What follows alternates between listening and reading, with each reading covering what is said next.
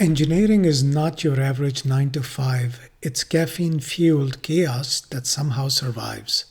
From Wright Brothers goggles to FPV goggles on your 4 eyes, we build the stuff that works on the third try.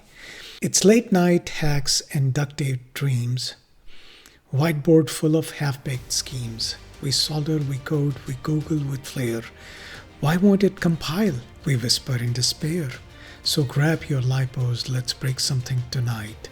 We'll build it again by tomorrow night. To sharpen your brain until it fries, join the fun if you're brave enough to try.